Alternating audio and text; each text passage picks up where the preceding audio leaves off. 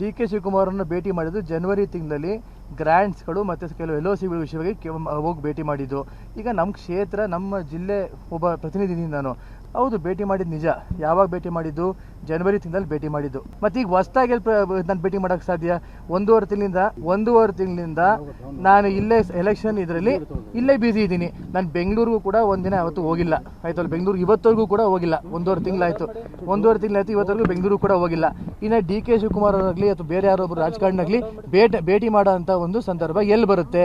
ಹಿಂದೆ ಈಗ ನಮ್ಮ ಕ್ಷೇತ್ರದ ನಮ್ಮ ಜಿಲ್ಲೆಯ ಒಂದು ಅಭಿವೃದ್ಧಿ ಕೆಲಸ ಕಾರ್ಯಗಳ ದೃಷ್ಟಿಯಿಂದ ಹೌದು ಭೇಟಿ ಮಾಡಿದ್ವಿ, ಸೌಹಾರ್ದ ಭೇಟಿ ಇತ್ತು, ಭೇಟಿ ಮಾಡಿ ಸೃಷ್ಟಿ ಮಾಡಿದ್ರಿ. ಏನೋ ರೇವಣ್ಣ ಅವ್ರ ಕುಟುಂಬ ಕಾಂಗ್ರೆಸ್ಗೆ ಹೋಗೋಕ್ಕೆ ಸಿದ್ಧತೆ ಮಾಡ್ಕೋತಿದ್ದಾರೆ, ಅದು ಅಂತೆಲ್ಲ ಮಾಡಿ ನೋಡಿ. ಈ ಊಹಾಪೋಹಗಳನ್ನೆಲ್ಲ ಬಿಟ್ಟುಬಿಟ್ಟು ದಯಮಾಡಿ ಎಲ್ಲ ರಾಜ್ಯ ಜನತೆಗೆ ಒಂದು ಸ್ಪಷ್ಟನೆ ಇರಲಿ. ಇದು ಯಾವುದೇ ಥರ ಒಂದು ವಿಷಯಗಳಿಗೂ ಯಾವುದೇ ಥರ ಒಂದು ದುರಾಸನೆಗಳು ಇರಬಾರ್ದು ಅಂತ ಹೇಳಕ್ಕೆ ಬಯಸ್ತೀನಿ. ಯಾವ ಕಾರ್ಯಕರ್ತರು ಕೂಡ ಯಾರು ಗೊಂದಲಿಲ್ಲ. ನಿನ್ನೆ ಕೂಡ ನಾವೆಲ್ಲ ಸಭೆಗಳು ಮಾಡ್ಕೊಂಡಿದ್ದೀವಿ. ಚುನಾವಣೆ ಯಾವ ರೀತಿ ಆಗಿದೆ, ಚುನಾವಣೆ ಎಲ್ಲೆಲ್ಲಿ ಯಾವ ನಮ್ಮ ತಾಲೂಕಲ್ಲಾಗ್ಬೋದು, ಹೋಬಳಿ ಮಟ್ಟದಲ್ಲಾಗ್ಬೋದು, ಎಲ್ಲ ಕಾರ್ಯಕರ್ತರು ಕೂತು ನಾವು ಸಭೆ ಮಾಡ್ಕೊಂಡು ಯಾವ ರೀತಿ ಏನಾಗಿದೆ ಅಂತ ಎಲ್ಲ ಅವರವರ ಅಭಿಪ್ರಾಯಗಳನ್ನ ವ್ಯಕ್ತಪಡಿಸಿದ್ದಾರೆ. 100% ಭಾಗ ಪ್ರಜ್ವಲ್ ರೇವಣ್ಣವರು ಗೆಲ್ತಾರೆ. ನೋಡಿ, ಯಾರು ಏನು ಬೇಕಾದ್ರೂ ಚಾರ್ಜ್ ಮಾಡ್ಕೊಳ್ಳಿ. SIT ಫಾರ್ಮೇಷನ್ ಆಗಿದೆ.